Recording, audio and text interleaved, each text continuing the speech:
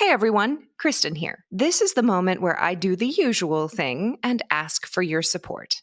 But this time, not only is OurPath in need of that stuff that keeps the lights on, you know what I'm talking about, but OurPath is also in great need of board members and volunteers to become support contacts, social media group moderators, and social media content creators. So if this is your moment to pay it forward, please visit ourpath.org and click on Ways to Give. And while we're at it, did you know that you can now listen to the Our Voices podcast on YouTube? In addition to new releases, we're starting to publish the back catalog of Our Voices podcasts on our YouTube channel as well. There will be some fan favorites, some oldies but goodies, some controversial episodes, and some feel-good ones thrown in. So if you've missed a few episodes over the last 7 seasons, we hope you'll run over to YouTube and catch up there. By subscribing to the OurPath YouTube channel, listening to and liking episodes, you help support this podcast and OurPath. And as always, we thank you for your support in whatever way you're able to give it.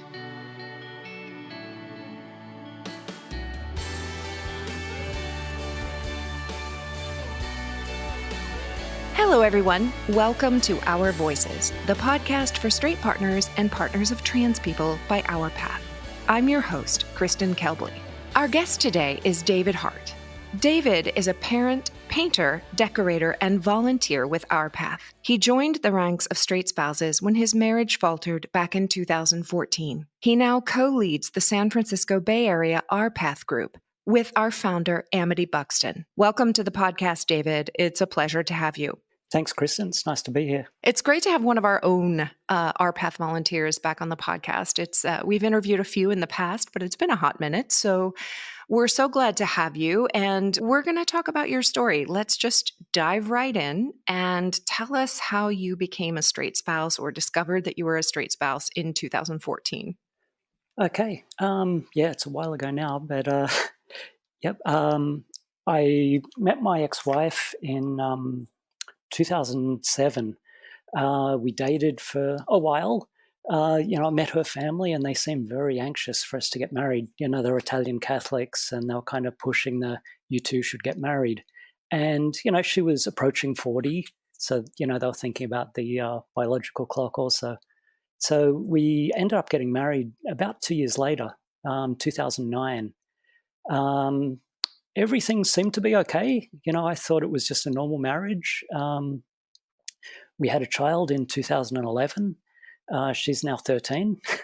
She was like, my ex came out in November of 2014, right at Thanksgiving, actually. So it's almost the holiday thing coming up again. We're just about to head out to see her family out in the valley. As you probably guessed, I'm not from here, so I don't have family here. So, going out to see her family, and I was excited about that. But she'd been a bit odd the previous couple of months. Like, she was a bit moody and wasn't talking to me. And right before we were about to go out for Thanksgiving, she said, "Can I talk?"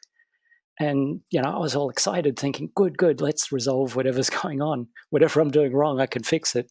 And she pretty much just said, "I'm a lesbian, I don't love you, and I want a divorce." So it was a tough thing to absorb. We then went out to her family and had a very uncomfortable couple of days over Thanksgiving. It took a long time for it to settle in for me. It was about 6 months, actually. I was still living with her. It was very, very uncomfortable living with her. She didn't want me to be there, and I was feeling more and more like I didn't want to be there. We tried, the MFT, the marriage and family therapist. That didn't go so well. I guess the second appointment we were there, the therapist asked, "Hey, what's your goal here with this?" And I said, "Well, I'm concerned about my marriage and trying to work things out. My ex has come out and, I'm hoping that we can somehow make this marriage survive." And he asked her, and she just came out with, I'm going to have to deal with this person. I need a way that I'm going to be able to communicate with them, and I need help with that. So pretty much I knew at that point, yes, this is over. I didn't tell anyone for about 6 months. I was not sleeping at all. I'd do roughly about 2 hours sleep a night, and then just lay awake. I ended up, after 6 months, telling my brother, who I work with, and he couldn't believe what was going down. And not long after that, I discovered the Straight Spouse Network, now known as OurPath. And, the therapist didn't really help at all, but I did feel with OurPath, I immediately found a group of people who understood and supported me. Most of them had been through something very similar to me. In fact, there was a guy at the first meeting who had twin daughters, and he was all of a sudden on his own raising twin girls. I ended up being on my own, half of the time, raising my daughter. So him talking me through it really helped a lot.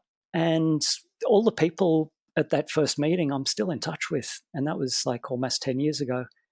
Great bunch of people, and some I'm in contact with regularly, some I just touch base with once in a while. But OurPath and Straight Spouse Network has been something of a lifesaver for me.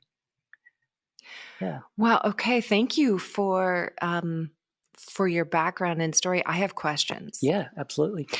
So, did your wife and you ever have a moment where you talked about her coming to realize that she was a lesbian, or how that process went for her? Did that sort of... We spoke a bit about it. It was back in the early days after she came out. So, the conversations weren't ideal because I was a really angry person back then. I was very upset with what was going down with my life. Yeah, we did talk a little about it. She'd been going through it with therapists for years.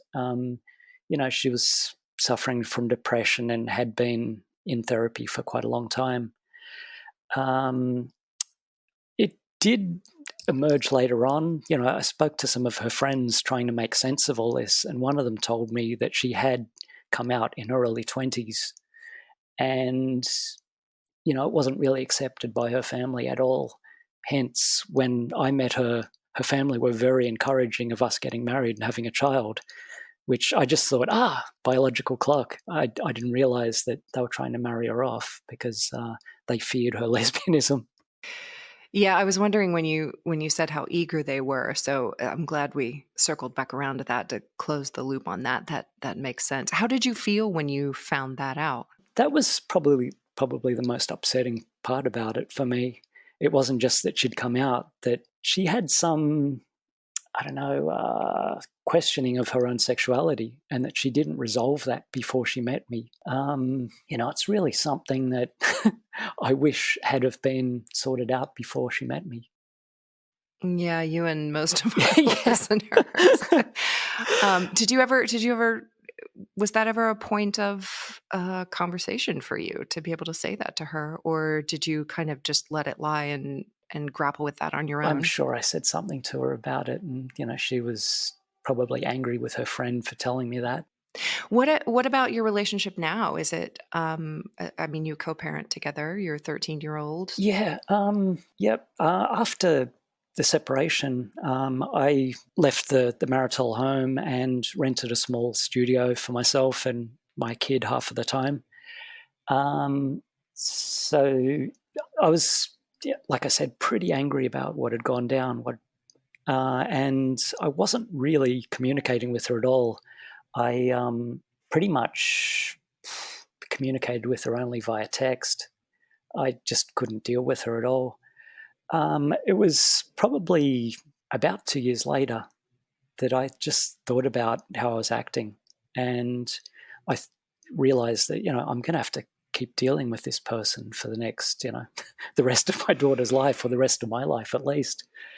So I just said, I don't want to be this angry person. Pubs in Australia always have a guy in the corner that's, angry about his marriage and his ex-wife and, drinks too much. I just didn't want to be that person. So, I just decided not to be angry anymore. We'd been having separate birthday parties and all that kind of stuff for our child. And, when my daughter was about 6, I just said, hey, can we, cooperate on this and have a party together for our daughter rather than having 2 separate parties? It's kind of crazy us doing this. And, things kind of grew from that slowly. We'd occasionally have dinner together. We actually did a vacation together. Well, we've done 2 together, just the 3 of us, which we did Disneyland and then a couple of years later did Universal Studios. And it all worked out pretty well. Our daughter's happy having both parents with us, and we didn't end up having to each finance an expensive vacation each summer. So things are a lot better now. So that's a difficult shift, I think, for a lot of straight spouses to make, that moment where you just said, I don't want to be that angry person, and I just decided not to be angry anymore. I mean, it's one thing to say that in a soundbite on a podcast where it's a clip, but was it more of a process for you than that? Or was it really kind of, you're like, I'm not going to be angry anymore, I'm just not, and then you weren't? Compared to a lot of the different stories I've heard, I think I got off pretty lightly with my ex coming out, so to speak. There wasn't any cheating or anything. To the best of my knowledge, she was faithful throughout the marriage. And this thing needed to come out of her. She needed to come out. So, I can't really be angry about that. The only bit I was angry about was the not acknowledging it beforehand. Yeah, there's not much I can do about that. I can't rewrite history. During the time post-marriage but pre-disclosure, what was the marriage like? Was it amicable? Were you romantic? I mean, go into as little or as much detail as you feel comfortable, but was it your idea of a good marriage? Early on, I thought it was. There was always something wrong with it, though.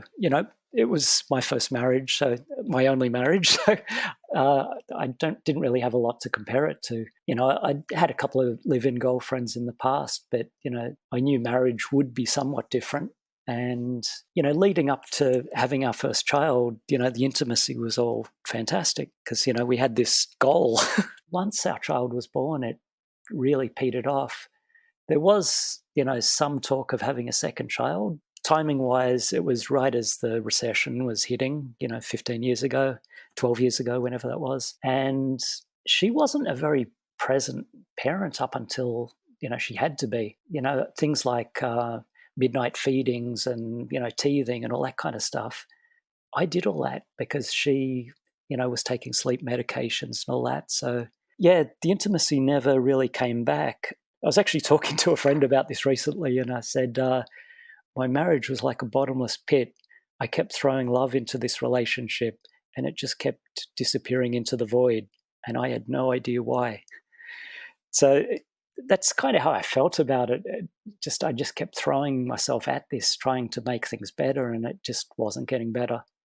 So it was almost a relief when she came out because I knew it wasn't me. Yeah, I mean, I was going to ask, and you can obviously say if, my take on this was not your experience at all, but it seems like she ripped the Band-Aid off, which in my opinion is, I must be cruel to be kind of thing. Like sometimes I think the ripping of the Band-Aid off quickly is more kind ultimately than some kind of slow drip or maybe I'm bisexual, for a little while and that draws out over months like a blade. And rather you got the bullet to the head in some Yeah. ways. It almost seemed like it was a rehearsed kind of thing, like a therapist had fed her what she had to say. And with my volunteer work with the group, I've actually heard, similar stories, almost identical, where people have said the same thing coming out to their husbands. So maybe it's something that they teach them as therapists to do when someone wants to come out, just be direct, say this, this, and this. Yeah. I think, well, my ex-husband's second wife, who he married after me, she and I, of course, connected at some point 7 years down the road after my divorce when they were getting divorced, and she got that script as well, that very direct kind of thing. I'm wondering if did you ask yourself, I mean, she was the one who came out, so was there any part of you at some point questioning, like, is this the marriage I really want? Was there enough dissatisfaction? The intimacy hadn't come back, which I'm sure many people can chalk up. It's not unheard of for a woman after giving birth. Like, she's focused on being a mom, and maybe intimacy might be, not priority number one. But were you, from your side of the equation, going, what's going on in my marriage? Or were you kind of also just moving along with the current? Yeah, there was a lot of questioning about what was going on with my marriage, because as well as, the intimacy becoming less and less regular or frequent, it also seemed less and less pleasurable. She was in a different position and just wasn't bringing any enjoyment to it. So it was less fun for me too, if that makes sense. Of course. Yeah. I mean, Yeah. everybody wants to have a good time. And if not everybody's having a good time, we got to talk about something. I'm not procedural. I want it to be fun for everyone. Exactly. Yeah. This should be a party for all. Yeah. Yeah. So, okay. Well, then I think the next question is, so you divorce. A few years later, you decide, okay, I have to co-parent with this person. I need to be with them as a parent, from that perspective. But how did your life and healing trajectory proceed? Because it's been 10 years, like you're at your 10-year mark. How did your sort of post-divorce trajectory unfold? I not long after I moved out of the marital home, I ended up moving across the bay from San Francisco to a place called Alameda. I met a woman down the street, and we dated for about 3 years. But again, it wasn't a fantastic relationship. It just she'd been recently widowed, and I think I just couldn't live up to the memory of her ex-husband. It was an awkward relationship, but that ended after 3 years. And then I took a bit of time out then, just to work on myself and my own healing. And, I thought about that relationship and how I ended up in something that was somewhat similar to my marriage, with someone that I just couldn't make happy. And I took some time out just to get myself happy again. And it was about almost 3 years ago now, I met someone again, and it's a much better relationship. We're both excited about it, and we're both happy about it. It's going well. I don't see. Congratulations. Yeah, thanks. She has a teenage daughter. I have a teenage daughter. So, we don't see each other all the time, and we have separate homes. But yeah, it's a good relationship. Congratulations seems like a little bit of an odd thing to say, but I think that listeners who've been through this experience understand the spirit of congratulations. Oh, cool. Thank you. Yeah. Like for many of us, it's sort of like achievement unlocked, Oh, and another big part of the healing was I'd been renting for many years, like all of my life I'd been renting. And during the pandemic, my mother passed away, and I inherited a small amount of money and was able to buy an apartment for myself. So I'm actually living back in San Francisco again these days. Oh, wow. Okay. Well, sorry to hear about your mom, of course, and also that you've turned a corner in the sense of a new life chapter with your new home. Yeah, it makes a big difference, doesn't it? Like being able to move into a new place after all of that, all of the sudden it is like a reset button. Yeah, absolutely. Because I was in this tiny little space. It was a studio that I'd been renting, and there were no doors for my teenage daughter to slam. So she's got a bedroom door now. It's great. It's essential. It's essential equipment for a teenager. Some door to slam. That's great. Yeah. Cool. So another funny, just a note, David. So today we're recording this episode. It happens to be Halloween, October 31st. And you and I were exchanging some text messages about what your kid is going to be for Halloween. And I thought this was just absolutely hilarious. And I think you need to tell the audience what your 13-year-old picked. Yeah. So my daughter is, despite the fact she's 13, she's still very into the Minions. Minions are great. And, seen each of the movies, and, she wears a beanie of a Minion quite often. But she was at a sleepover party with some of her friends recently, and somebody put on Brokeback Mountain. So she came up with, for her Halloween costume this year, Brokeback Minion. So she's got a bald cap on that's painted yellow. She's painted her face yellow, and she has the big Minion goggles on, and she's dressed in cowboy apparel. So she's gone off to school like that. And she's also got a Minion with a cowboy hat that she's carrying around, and she's calling, "This is my friend Ennis." So she literally came up with this smash up, the Brokeback Minion, but I'm guessing she really doesn't have any idea of the irony and the significance of this, like the meaning. Well, I mean, I'm guessing. She goes to school in San Francisco on the hill above the Castro. So, right. Her kindergarten teacher was a gay guy. Second grade teacher was a lesbian. So, she gets kind of sexuality. I mean, she's hip to it then. Okay, got it. Yeah. But I mean, the irony for you, I guess, is what I was more, does she kind of get why it's sort of tongue-in-cheek funny for you? Probably not totally, but yeah. that's what I'm getting at. It's like we adults straight spouses can, sort of like hopefully laugh about it. Yeah, I definitely had a laugh when she told me about it. It's like, and you're like, okay. Some imagination on her. Exactly. Well, that's just great. I'm so glad that we got to share that with everybody, because hopefully everybody out there listening will find that as amusing and ironic as we did. Yep.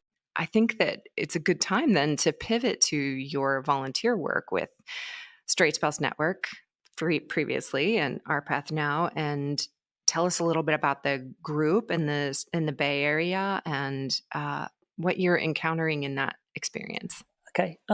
It kind of happened by accident. Amity, who's now 95, during the pandemic, like she'd been running our in-person meetings in the Bay Area for, since the Straight Spouse Network's founding. 30 years. Yeah. But with the switch to online meetings, she just wasn't really tech savvy enough. And I'm not even very tech savvy either, but there was some talk within the meeting, and I was asked if I could run Zoom meetings.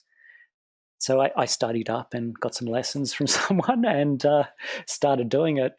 I wouldn't say I'm fantastic as a group leader, but I kind of feel like what my job is to talk to people when they join the group, provide some empathy, and tell them my story so they're a bit more comfortable about telling theirs, and get them to participate in meetings. Our meetings range from, say 5 people to, about 14, I think we had recently on one, and just people exchanging their stories. It seems to be working. Well, thank you for your volunteer service for sure on behalf of OurPath, Straight Spouse Network, Board of Directors. I'm sure that they will all be fine with me saying that. What do you notice as someone who functions as a group leader? What are some of the big, I guess, commonalities? Because as we know that all of our stories have commonalities, and then they're each unique and individual. So what are some of the big commonalities that you're experiencing in your group members? I think the biggest thing with most people is they just feel alone. A lot of people don't want to talk to their friends about this because, it's a personal thing, and, they've got a lot of hurt attached to that. Yeah, I think that'd be the main thing. People feeling like this is the only person that this has ever happened to, and not having people to talk to.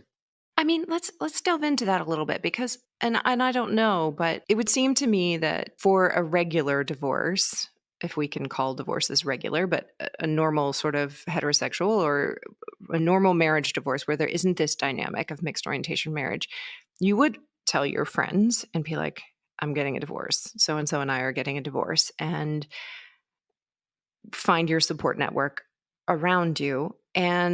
But there seems to be an added layer to our experiences that has a silencing effect on not wanting to be able to go out and say quite publicly, at least for a while, what's happening. Would you agree with that? Absolutely. There's been a few people in our meetings recently whose husbands are trans, and that seems to be an added layer of pain for people, for women in the group, because they just don't want to tell anyone about it. They feel shame that this is going on in their lives, and there shouldn't be any shame. It's it happens to the best Yeah. of us, I guess. Yeah. What is the healing dynamic of being in a group? What would you say is the biggest advantage towards healing of being in a group of people who know what you're going through? I think just the support and empathy that the people you're talking to actually understand what you're talking about because they've lived something similar.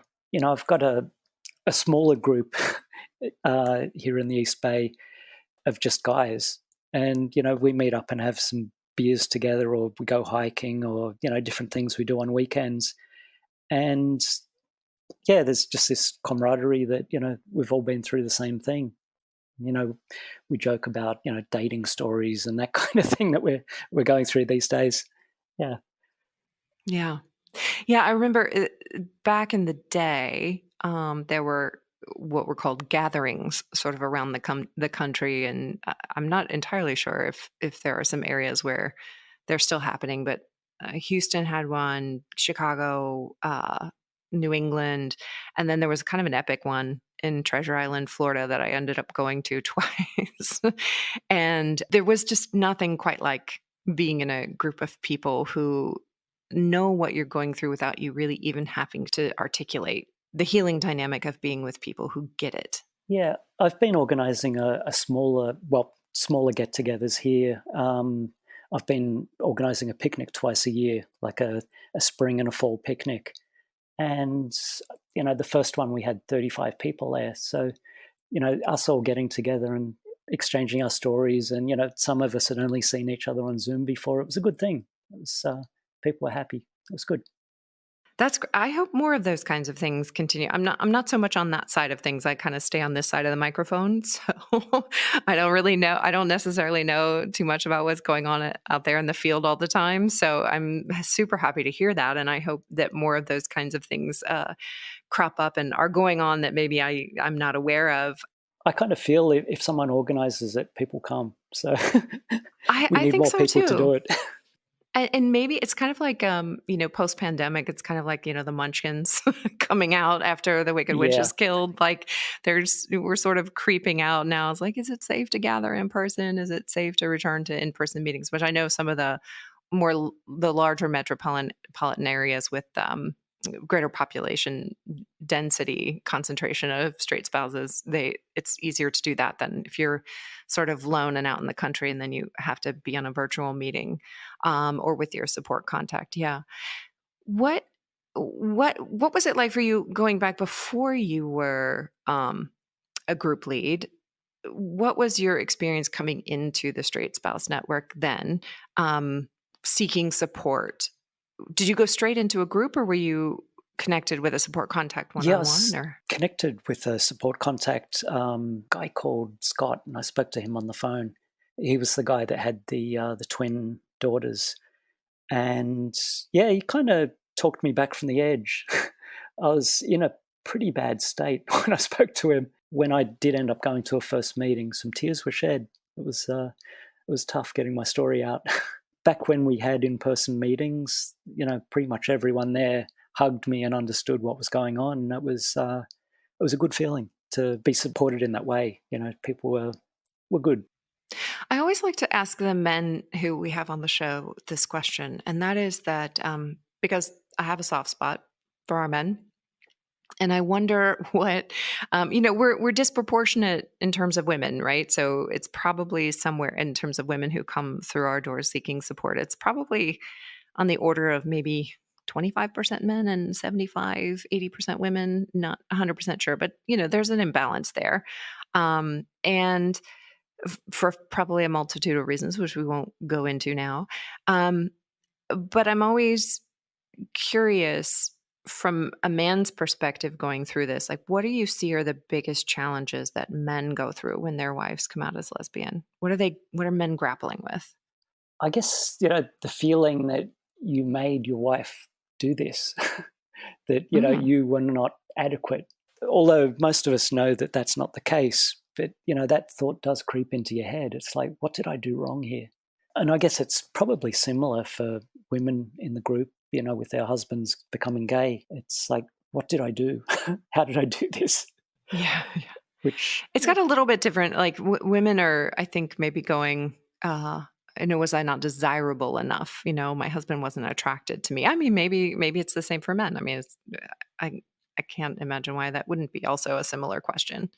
yeah, I'd say it is. It's, Yeah, yeah, you know, pretty common. yep, for sure. Yeah, for the experience of, having a spouse who's not necessarily attracted to your sex. Yeah, and Um, you can't take it personally. It's your whole, you know, uh, your whole, but you do. I mean, yeah, that's the wild sort of dissonance, right? Is that you intellectually know that it's not personal to you, and yet emotionally, psychologically, it can be devastating. Like years of rejection, et cetera, can just sort of pile up on you, so that even when you know that it's not about you personally, you still carry that with you. it's not me. It's my whole sex that she doesn't like. Right.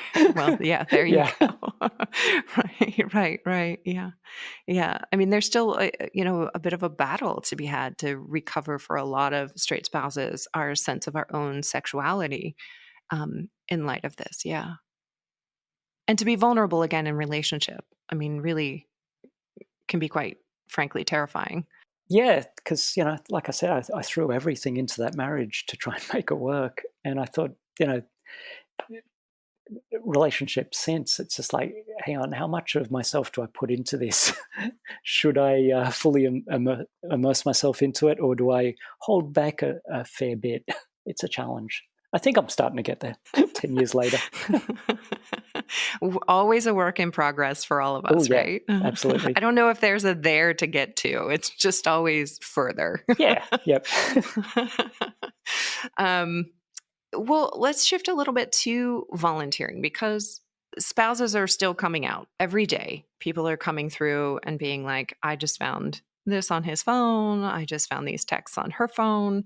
What does this mean? She came out, etc. All of these things. And so it's not necessarily slowing down. Like in some ways, the progress made in terms of acceptance of LGBT people um, societally wide means that more people are feeling okay to come out, and then they do, and then there's somebody giving us a call or on our doorstep.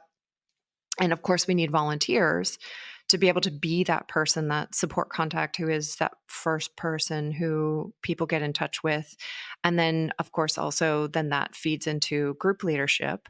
So what can you tell us about being a volunteer, why it's so important, and what it's like for you, so that people can get a sense of what it means to be a volunteer? Um, for me, those people were there for me when I needed them. So that's pretty much why I stepped forward to do this, just so this is still a thing, that there's someone here when people need it.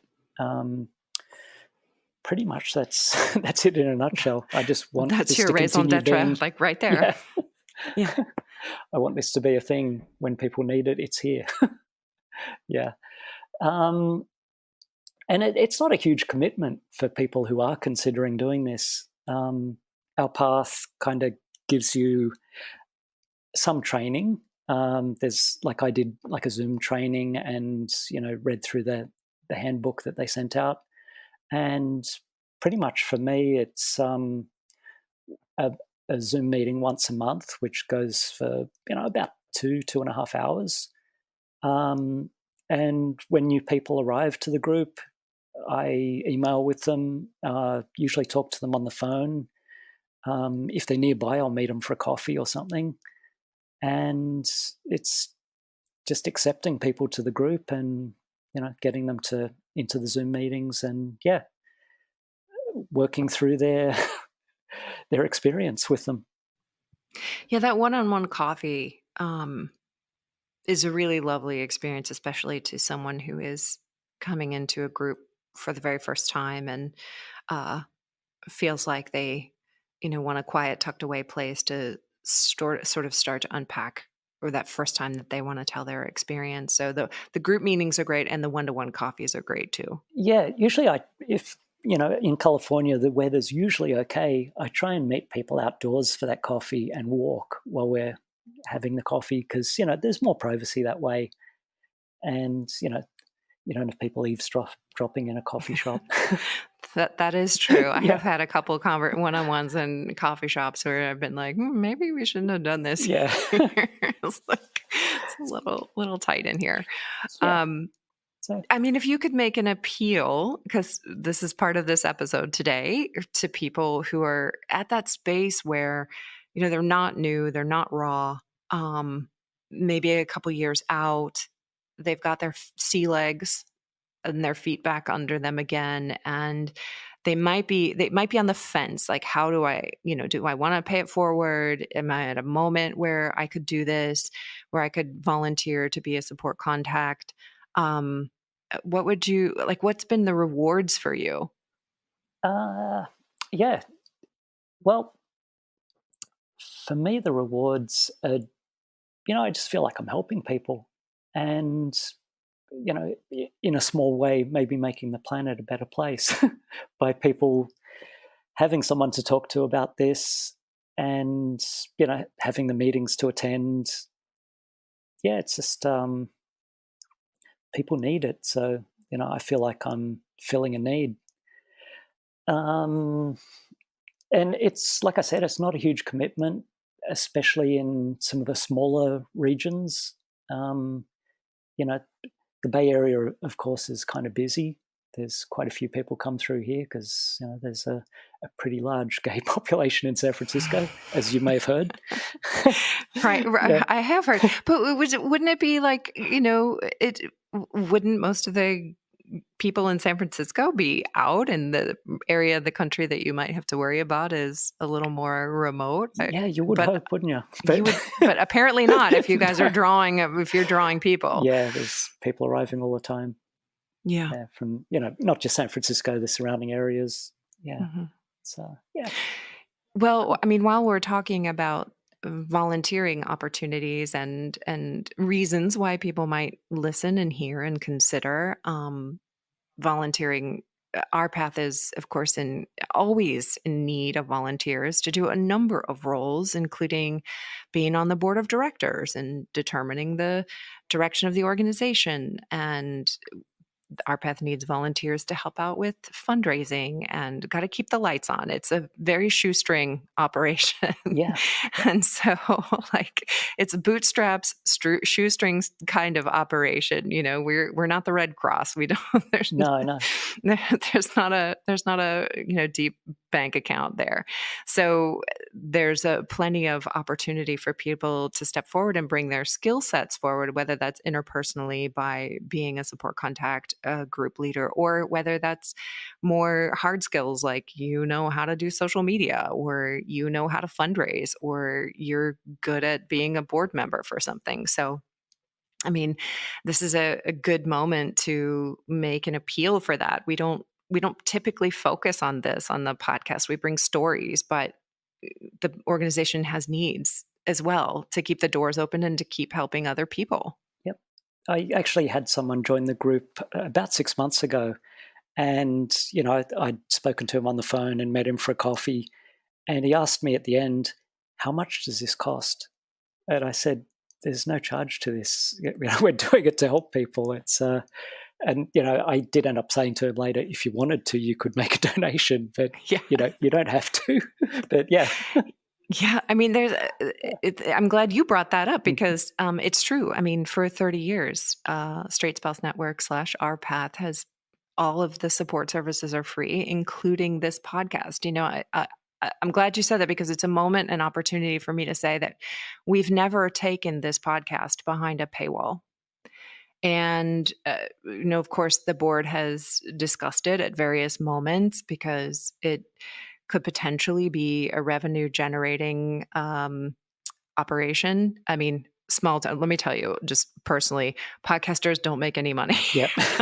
Unless you're, in the top 0.01%. And we're a successful podcast by metrics. I mean, this is a listened to podcast. We have an audience. And podcasts are not, you have to be, Joe Rogan and somebody, regardless of how people feel about him. But I mean, you have to be up there in the stratosphere of podcasts in order to make any money at it. So this podcast doesn't break even. I can promise you that. And so to those who have donated to the show, you've single-handedly with your donations kept this podcast free for everybody who listens. And now, since we're talking about this, I'll take the moment to say that we have a YouTube channel. OurPath has had a YouTube channel for a while. We hadn't had the bandwidth, frankly, to put much content there. And now I'm personally starting to put new and back catalog episodes of the podcast on YouTube. And we are very late to this party. I should have done this in if I had understood what the future was going to be in 2018, 7 years ago when I started this, and had the foresight to start uploading things to YouTube. But you work a job and you have a full-time life outside of this. It just gets to be a little bit much, but now I'm getting with it. So the more people who go over there and subscribe and start listening and liking episodes and commenting, even if you want to throw the nasty comment up there or the disagreeing comment, like it's all comments. So, don't be afraid to tell us what you think because you already do, cool. Especially when you don't like something, which is fine. I get it. So I will say, Kristen, that you and your podcasts are very much appreciated. Whenever somebody new joins my local group, the first email I send out to them has a link to your podcasts, and it says, have a look through these. There's probably one here that will relate to you and your experience. So have a listen to them. And they always seem to find something for themselves. I'm so glad to hear that. Yeah. I mean, that's the whole point of why we do this. And we're glad that we've been able to keep it free and that haven't had to take it. Partly also, I'm really lazy and I don't want to figure out Patreon or Patreon or however you say it. Like, I just don't want to. I have too much on my to-do list. So we'll go YouTube, and hopefully, like maybe someday there will be enough of a following to attract advertisers if they don't demonetize, because content-wise we can be tricky. Well, David, I just appreciate your coming on today and sharing your story and then talking about what it's like to be a volunteer. Do you have anything else before, we wind down that you feel is important to convey to our listeners? No, just the message that, for people early on in this experience, things will settle down again and, you'll start finding joy in your life again. So just give it time. You've got to work through your emotions and your feelings and go to meetings, talk to people. There is a new normal that will eventually come. Yeah. It takes time though. Yeah, it does. Be patient. It took me a couple of years. Yeah, actually, it's so funny. I laugh now at what my timeline was when I first got divorced. I was like, I'm going to be remarried in this many years. And it's like, nope, not remarried, still single. Same here. Yep. But that's another conversation. Yeah. Now that I'm in my early 50s, there's no rush to get married again. That's for sure. I'm turning 50 in a month. So I'm like, all right, take stock of the life, blah, blah, blah. Yeah. Anyway, David, thank you so much for coming on the show today. It was just a delight to talk to you. It was great to talk to you, Kristen. Yeah. I want to thank our listeners for tuning in today and for hopping over to YouTube and subscribing to the YouTube channel. Be on the lookout for all new episodes as they drop. We have 3 or 4 more before the end of the year, including this one. So we usually take a little break after that, so be on the lookout. This is a friendly reminder that the views of the host, yours truly, are not necessarily the views of OurPath or its board of directors. I want to thank our engineer and editor, Drew, at Play Audio Agency right here in Cincinnati, Ohio. And until next time, this is Kristen reminding you, keep using your voice.